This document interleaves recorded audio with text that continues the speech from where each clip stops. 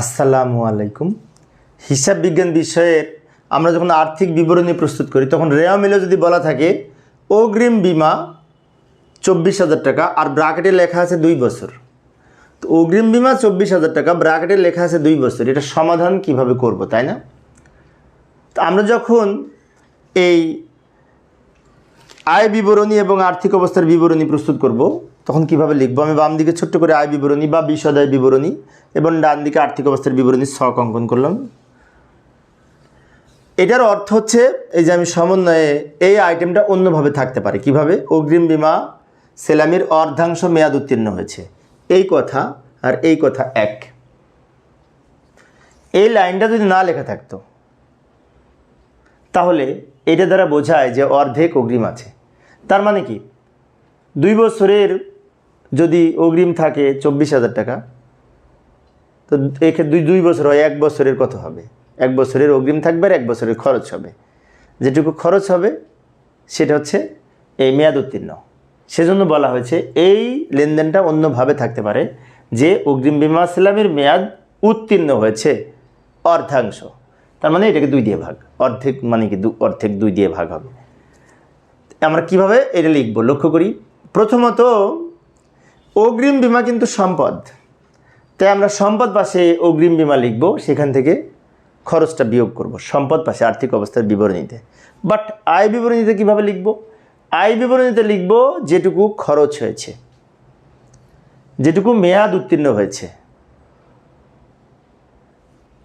তাহলে আমরা এখানে লিখব বিমা খরচ। কত টাকা বিমা খরচ হবে? অগ্রিম বিমা সালামির অর্ধাংশ, অর্ধাংশ মানে কি এটার অর্ধেক, অর্থাৎ 2 দিয়ে ভাগ। এটাকে 2 দিয়ে ভাগ করে অর্ধেক হবে 12,000 টাকা, যেটি এখানে লিখব এবং এটি খরচ হিসেবে গণ্য হবে। এই হচ্ছে আমাদের আয়ের মধ্যে, ব্যয়ের মধ্যে লিখব বিশদ আয় বিবরণীতে বা আয় বিবরণীতে পরিচালন ব্যয়ের মধ্যে। এবং আর্থিক অবস্থার বিবরণী যখন প্রস্তুত করব তখন সম্পদ পাশে প্রথমে এই যে অগ্রিম বিমা ছিল 24,000, এটা লিখব। অগ্রিম বিমা প্রথম ঘরে লিখব 24,000 টাকা। এখান থেকে বাদ বিমা খরচ, যেটা খরচ হয়েছে এই টাকাটা এখান থেকে বিয়োগ করব। 24,000 থেকে 12,000 বিয়োগ করে 12,000 অগ্রিম থাকলো। বিষয়টি আরেকবার বলছি, লক্ষ্য করি। এই ধরনের যদি আইটেম থাকে, সমন্বয়ে বলা আছে অগ্রিম বিমার অর্ধাংশ মেয়াদ উত্তীর্ণ হয়েছে, আর রেওয়া মিলে বলা আছে অগ্রিম বিমা 24,000, মনে করি এটুকু নাই, তাহলে কি করব? 24,000 টাকা অগ্রিম বিমা যেটি সম্পদ পাশে বসবে, সেখান থেকে খরচটা বাদ দিব, 1 বছরের খরচ হয়েছে এটুকু বিয়োগ করব।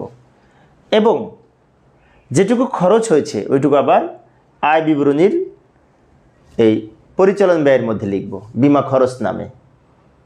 অর্থাৎ সমন্বয়ের যে আইটেম 12,000 টাকা, এটা কিন্তু 2 জায়গায় লিখেছি, একবার আয় বিবরণীতে ব্যয়ের মধ্যে, আর একবার অগ্রিম বিমা হতে বিয়োগ করেছি 12,000 টাকা, কারণ সমন্বয়ের আইটেম 2 বার ব্যবহার হয়।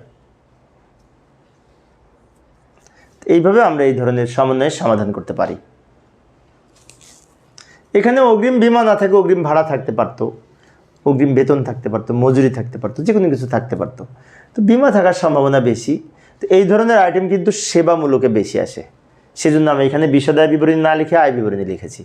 কারণ সেবামূলক প্রতিষ্ঠানের অঙ্কের ক্ষেত্রে আয় বিবরণী প্রস্তুত করা হয়, বিশদ আয় বিবরণী না লিখে আয় বিবরণী লেখা বেশি বইতে আছে, তোমরা লক্ষ্য করবে।